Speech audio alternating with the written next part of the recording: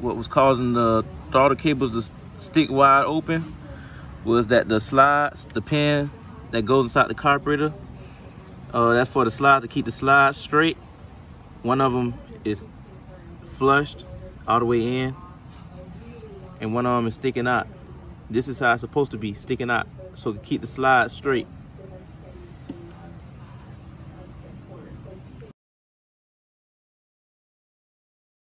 See, with these Banshees, you want to make sure both of the carburetors hit exactly at the same time.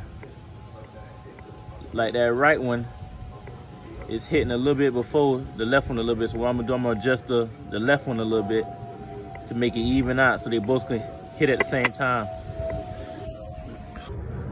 See, now they're hitting exactly at the same time. Now you're gonna see a difference. You'll definitely see a difference.